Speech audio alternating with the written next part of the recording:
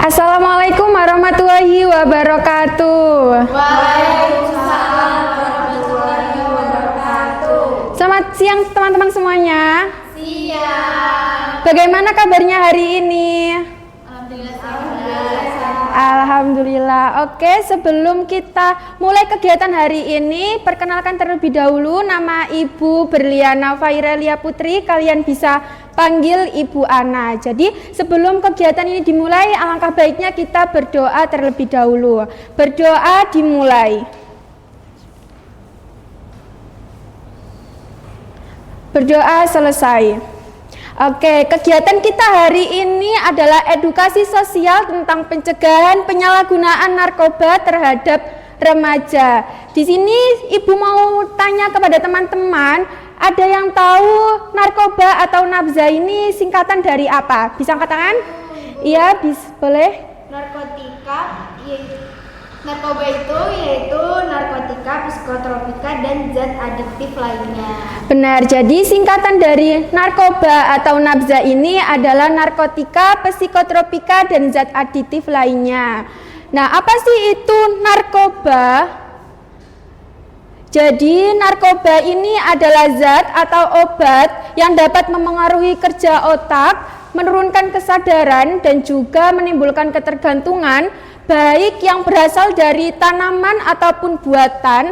Jadi di dalam dunia medis itu memang ada beberapa jenis narkoba yang diperbolehkan untuk pengobatan tertentu. Jadi masih dalam pengawasan dokter. Apabila ini disalahgunakan, narkoba ini akan tetap berbahaya dan juga akan merusak fisik dan mental seseorang. Oke, selanjutnya yaitu apa saja jenis narkoba. Narkoba tadi yang sudah disebutkan Kak Adel, tadi ada narkotika, psikotropika, dan zat adiktif lainnya. Contoh antara ketiganya ini apa saja?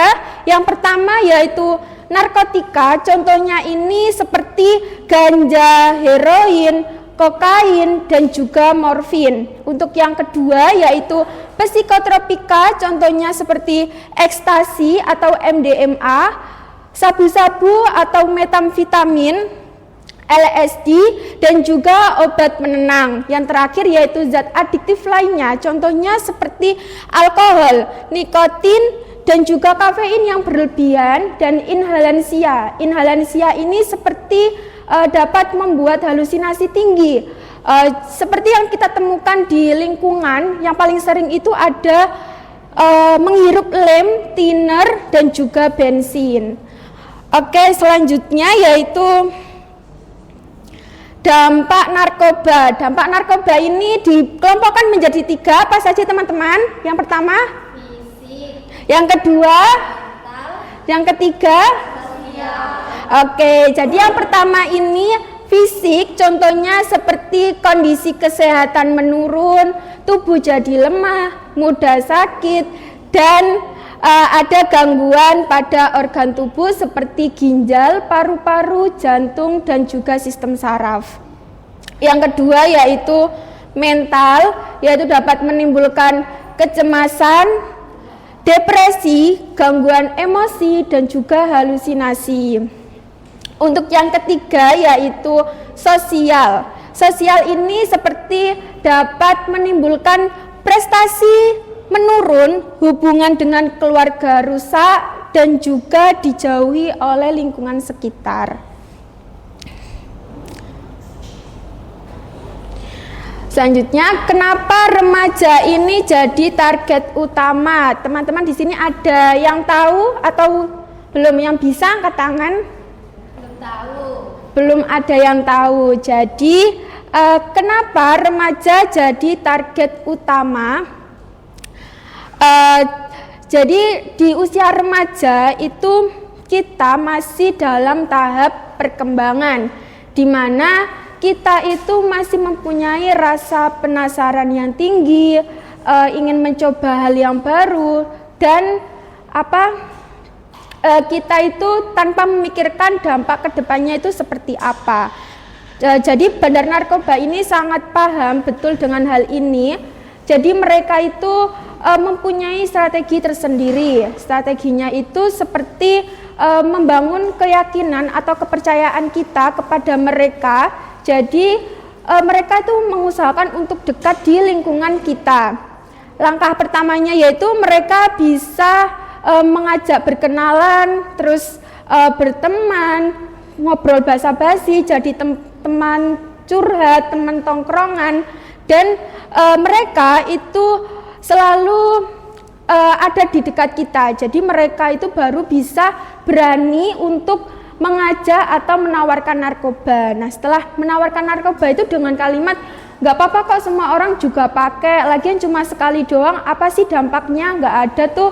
Kita dengan percaya menerima ajakan tersebut dan kita mengonsumsinya. Ketika kita mengonsumsi, otak kita itu akan merasakan lonjakan dopamin. Nah, lonjakan dopamin ini seperti apa? Yaitu rasa ingin mengulang kembali tanpa kita sadari. Nah, jadi alias ketagihan. Nah, setelah itu awalnya memang mereka menawarkan secara gratis, tapi karena kita sudah ketagihan, kita akan beli apapun yang kita mau tadi. Terus remaja itu sering dijadikan sebagai kurir. Karena apa? Karena mereka itu lebih mudah dipengaruhi dan juga lebih cepat percaya. Oke, Ibu lihat udah pada bosan, jadi kita bisa tepuk narkoba terlebih dahulu.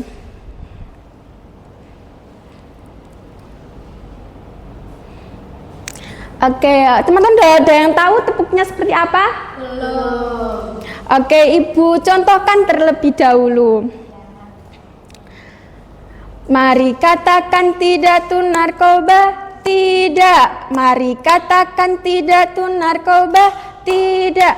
Ayo kawan semua, kita berantas bersama. Kami ini siswa anti narkoba. Wahai generasi muda harapan bangsa, tahukah kamu siapa musuh kita? Narkoba, narkoba, obat yang berbahaya, jangan sampai kamu menggunakannya. Narkoba, no, no, prestasi, yes, yes, yes. Oke, udah pada bisa? Bisa. Kita bareng-bareng ya. 1, 2, 3. Mari katakan tidak tuh narkoba, tidak. Mari katakan tidak tuh narkoba, tidak. Ayo kawan semua, kita berantas bersama. Kami ini siswa anti narkoba. Wahai generasi muda harapan bangsa, tahukah kamu siapa musuh kita? Narkoba, narkoba, obat yang berbahaya, jangan sampai kamu menggunakannya. Narkoba, no, no, prestasi, yes, yes, yes. Oke, sebelum Ibu lanjut ke pembahasan selanjutnya, Ibu mau tanya, tadi Ibu sudah jelaskan tentang apa itu narkoba. Kalian ada yang tahu, yang bisa menjelaskan narkoba ini seperti apa? Mungkin Zara bisa, narkoba itu apa? Dari yang Ibu jelaskan di awal tadi. Izin menjawab Ibu, narkoba itu zat atau obat, nah baik berasal dari tanaman maupun buatan, yang dimana kalau kita mengonsumsinya itu bakal ada efek samping dan juga bakal ada rasa ketercanduan. Oke, dari situ ada yang dibingungkan atau apa belum dipahami? Ada yang saya izin bertanya, kan yang sasarannya menjadi pada anak remaja. Nah, sebenarnya itu pemerintah atau lembaga itu ada program yang bisa membuat menangani hal tersebut atau tidak? Oke, jadi pemerintah itu sebenarnya sudah mempunyai program banyak. Salah satunya ini adalah Badan Narkotika Nasional atau BNN, di mana BNN ini sering melakukan sosialisasi di sekolah-sekolah seperti kita sekarang. yaitu tujuan utamanya tentu untuk membuat remaja itu paham betul dengan bahaya narkoba, seperti apa dan dampak buruknya. Selain itu juga ada program rehabilitasi bagi pengguna narkoba. Jadi mereka itu tidak langsung dihukum, tapi mereka itu dibuat sembuh terlebih dahulu, dibantu untuk pulih ya. Selain itu di sekolah juga biasanya ada kerjasama seperti pihak kepolisian atau lembaga terkait buat edukasi dan juga pengawasan. Sekarang juga kan ada kampanye di media sosial itu yang membuat tersebar luas di kalangan remaja. Jadi kita itu tidak sendirian, banyak pihak yang memang berusaha untuk melindungi diri kita agar kita itu tidak sampai terjerumus. Tinggal kita mau atau tidak buat buat memanfaatkan atau menuruti keinginan kita buat menjauhi narkoba tadi, seperti itu. Bagaimana? Ada yang masih ditanyakan lagi atau masih ada yang belum dipahami? Oke, jadi selanjutnya Ibu mau tanya tadi yang udah Ibu jelaskan tentang dampak narkoba tadi ada apa aja. Mungkin teman-teman bisa menjawab, silakan angkat tangan. Yang bisa tadi yang udah Ibu jelaskan? Saya. Iya.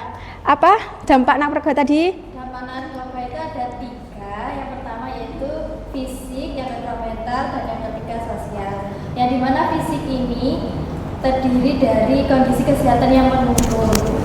Lalu yang dampak mentalnya biasanya orang yang mengkonsumsi narkoba itu biasanya akan depresi dan mengalami gangguan emosi. Lalu dampak sosialnya yaitu prestasinya menurun dan hubungan mereka dengan keluarga ataupun dengan masyarakat akan rusak. Iya benar. Jadi teman-teman udah pada paham. Dan tadi udah Ibu jelaskan juga kenapa remaja ini jadi target utama. Ada yang bisa buat menjelaskan ulang? Silakan Adel. Remaja itu gampang untuk Pengaruhi, kayak misal kita diajak sama temen kayak ayo pakai aja nggak apa-apa, ini loh temenmu pakai. Iya. Gitu. Jadi gampang terpengaruhi, apalagi kan Gen Z ya, yang apa-apa tuh FOMO. Iya benar. Jadi kayak buat terpengaruh tuh di zaman sekarang tuh sangat mudah sekali. Jadi semisal Kak Adel ini ada temennya yang mau nawarkan narkoba gitu, tanggapan Kak Adel gimana? Karena saya sendiri sudah mengetahui dampak-dampaknya, resikonya. Jadi saya bertanggapan kayak sebisa mungkin tuh untuk menolak ajakan tersebut, karena kalau bisa si yang ngajak juga bisa disadarkan agar tidak mengajak teman-teman yang lain supaya ikut menjadi yang negatif. Benar, gitu bisa.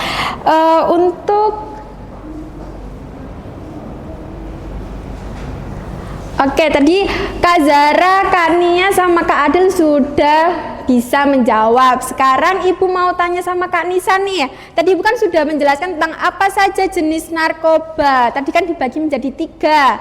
Apa saja? Boleh dijelaskan ulang atau yang Kak Nisa tangkap dari awal? Ada 3, yaitu narkotika.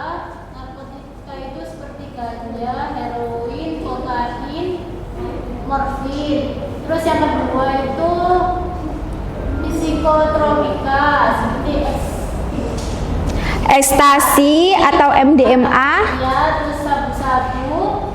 Terus obat penenang. Obat penenang itu seperti antimo. Iya, bisa jika disalahgunakan ya. Ya. Terus yang ketiga zat adiktif lainnya seperti alkohol, nikotin. Dan juga inhalansia. Tadi inhalansia itu apa? Yang dapat membuat halusinasi tinggi. Contohnya seperti thinner, lem, bensin. ya, seperti menghirup lem, thinner dan juga bensin. Dan kafein yang berlebihan itu juga termasuk dalam narkoba yang dalam jenis zat adiktif lainnya. Oke. Ibu rasa udah pada paham tentang yang Ibu jelaskan dari awal. Selanjutnya, faktor apa saja yang dapat membuat remaja ini lebih mudah terjerumus. Jadi, yang pertama, faktor internal. Faktor internal ini seperti apa? Yaitu dari dalam diri kita sendiri. Jadi, yang sudah Ibu sampaikan tadi bahwa kita di usia remaja itu masih mempunyai rasa penasaran yang tinggi, selalu ingin mencoba hal yang baru, dan juga masih belum bisa berpikir panjang dampak kedepannya itu seperti apa. Yang kedua yaitu faktor lingkungan dan ekonomi. Ketika kita sudah ada di lingkungan yang negatif, kita itu akan ikut dipengaruhi, akan mempengaruhi cara pola pikir kita dan juga perilaku kita. Apalagi jika di lingkungan tersebut hal yang sudah hal yang salah itu dianggap hal yang wajar. Untuk ekonomi ini juga dapat membuat seseorang itu tergoda karena dengan iming-iming keuntungan. Yang ketiga yaitu faktor keluarga. Faktor keluarga ini seperti apa? Yaitu kurangnya perhatian, kurangnya dukungan, kurangnya kasih sayang, dan juga kurangnya komunikasi dengan keluarga ini yang dapat membuat remaja itu merasa tidak punya tempat cerita, tempat nyaman mereka pulang, sehingga mereka mencari pelarian di luar sana, sehingga mereka bisa saja mengenal narkoba dari efek faktor keluarga tadi. Untuk yang keempat yaitu faktor pendidikan dan sekolah. Faktor pendidikan dan sekolah ini contohnya itu kurangnya edukasi dan juga pengawasan dari sekolah yang bisa membuat remaja ini tidak benar-benar paham dengan bahaya narkoba. Makanya dengan adanya edukasi sosial seperti yang kita lakukan ini, tujuannya itu agar kita semua itu benar-benar paham bahaya narkoba dan tidak punya niat untuk mencoba. Untuk yang terakhir yaitu faktor media dan zaman. Faktor media dan zaman ini paparan media sosial dan juga tren saat itu sering menampilkan hal yang aslinya, yang sebenarnya itu berbahaya, itu bisa membuat terlihat biasa saja gitu, atau bahkan lebih menarik dicoba. Oke, selanjutnya yaitu bagaimana cara kita menghindari narkoba. Nah, gimana cara kita menghindari narkoba? Yang pertama kita harus berani menolak. Berani menolak ini dengan cara apa? Ada yang tahu gimana cara kita menolak? Tadi udah disebutkan sama Kak Adil juga, kita harus berani bilang tidak dan tegas bahwa kita tidak mau mencoba narkoba ini. Nah, biasanya ada ajakan atau tekanan dari teman yang mengajak kita terus-menerus mencoba narkoba. Kita tetap punya prinsip dan pendirian. Meskipun kita punya rasa takut dijauhi atau dibully atau dianggap tidak bergaul, itu tidak apa-apa. Yang penting kita bisa menjaga diri dari pengaruh negatif. Untuk yang kedua yaitu pilih pergaulan positif. Pilih pergaulan positif ini dengan cara membiasakan kita itu bergaul dengan teman-teman yang memang sudah melakukan kebiasaan baik dan juga yang selalu mendukung hal-hal yang bermanfaat dan tidak terjerumus dalam narkoba, sehingga kita terciptanya lingkungan pertemanan yang sehat. Yang ketiga yaitu isi waktu dengan hal bermanfaat. Ketika kita mempunyai waktu luang dan juga tidak ada kegiatan, kita bisa memanfaatkannya dengan hal yang positif seperti kita berolahraga, belajar, menjalankan hobi kita seperti membaca buku atau kegiatan sosial lainnya. Jadi kita bisa mengurangi keinginan kita untuk mencoba hal narkoba ini tadi. Yang keempat yaitu cerita saat ada masalah. Cerita saat ada masalah, ketika kita ada masalah kita jangan pendam sendiri, kita bisa cerita dengan orang terdekat kita seperti keluarga, teman, dan juga sahabat. Jadi jangan pendam sendiri karena itu akan membuat stres dan kita bisa mencari pelarian di luar. Yang terakhir yaitu pegang mimpi dan masa depan. Ketika kita ingin melakukan sesuatu, kita harus ingat mimpi dan juga masa depan kita. Jadi kita punya prinsip seperti kalau kita udah terjerumus sama narkoba, kita tuh akan susah untuk keluar dari lingkungan tersebut.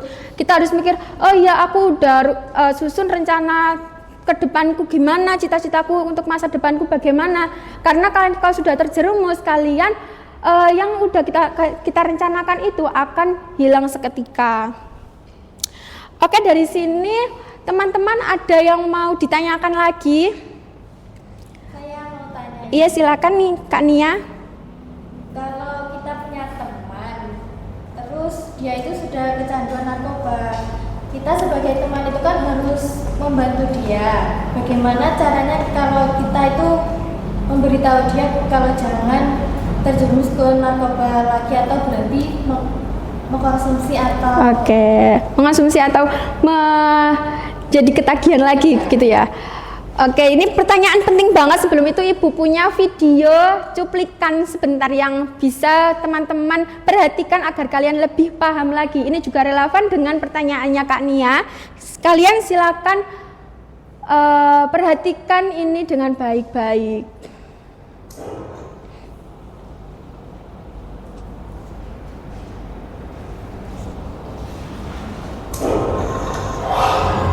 Kamu punya teman seorang pecandu narkoba. Apa yang kamu lakukan? Jangan lakukan ini. Dia memakai narkoba karena sakit secara emosi. Dia menggunakan narkoba untuk lari dari rasa sakit itu. Kemarahan dan penghakimanmu hanya akan menambah rasa sakitnya dan memperparah kecanduannya. Jadi kita nggak boleh ngejudge ataupun menghakimi ya teman-teman. Lepas dari kecanduan, lakukan ini. Masalah guna tahu ibu mengatakan kau tapi itu yang kita bisa Terbaik untuknya. kamu kenapa sih mau langsung Peduli setulus ini. hari kalau berjawab mereka bisa sama benar Berada di sisi mereka ketika mereka berusaha melepas kecanduannya. ini udah seminggu loh kamu pakai narkoba kalau barang kisah saya hebat.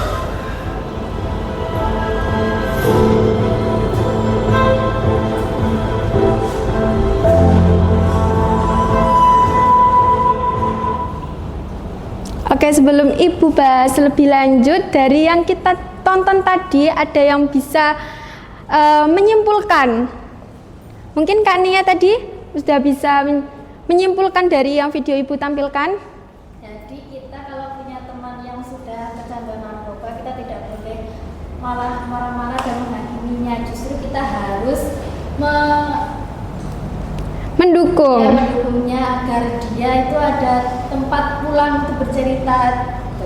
Iya benar. Jadi dari yang video yang Ibu sampilkan tadi, ketika kita mempunyai teman pecandu narkoba dan kita ingin membantunya, itu bagaimana? Kita yang pertama jangan ngejudge atau menghakimi. Jadi kita langkah yang mereka butuhkan itu adalah dukungan dari kita, dari lingkungan terdekatnya. Jadi kita itu ajak ngobrol pelan-pelan, jadi teman dan pendengar yang baik, dan juga kita mendukung apa yang mereka lakukan untuk berhenti narkoba tadi.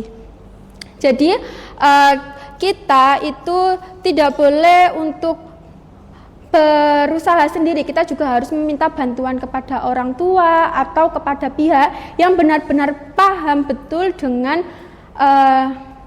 proses pemulihan tadi. Nah, dari sini Ibu ada yang mau ditanyakan lagi atau ada yang masih kurang paham? Sudah, Pak. Sudah, oke. Ibu mau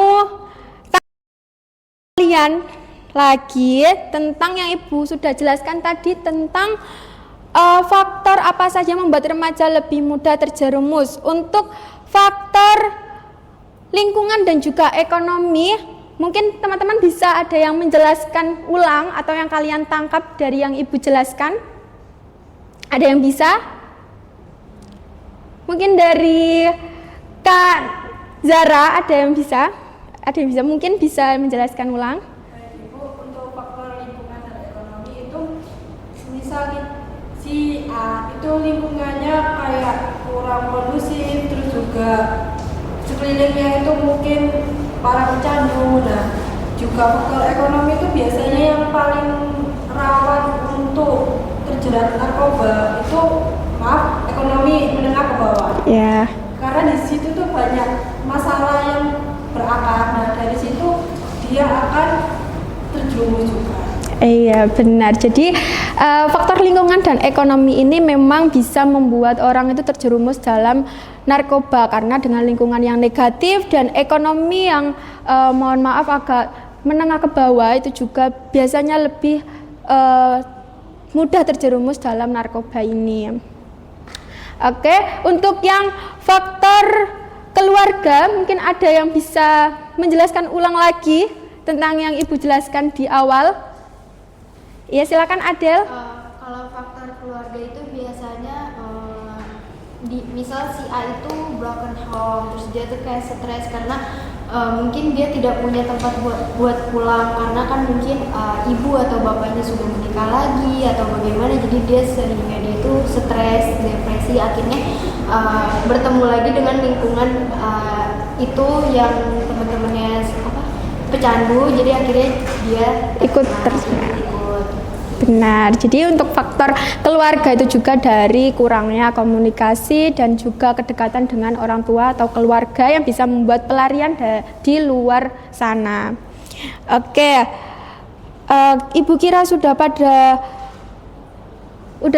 pada paham dan mengerti juga.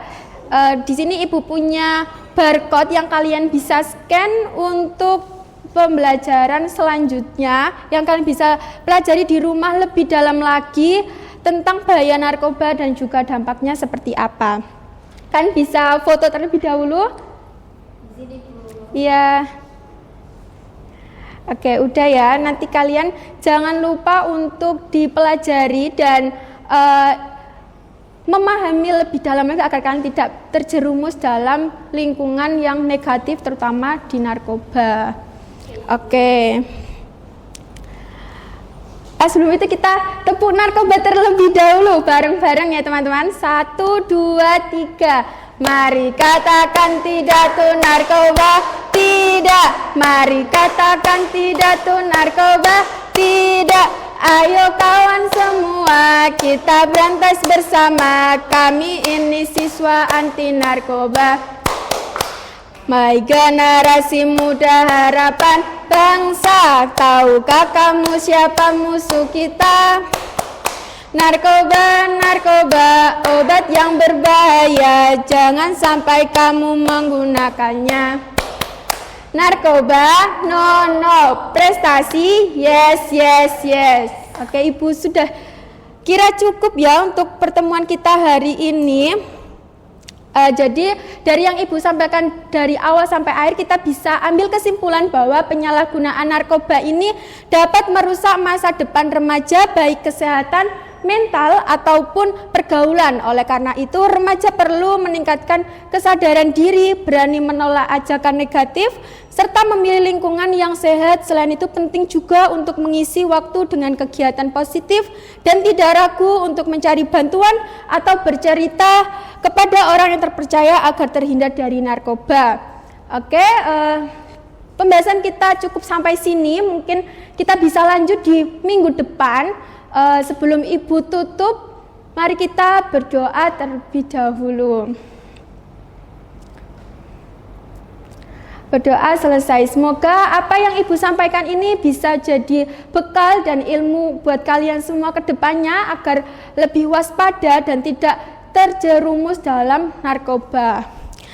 Ibu cukupkan. Terima kasih atas partisipasi dan teman-teman semua.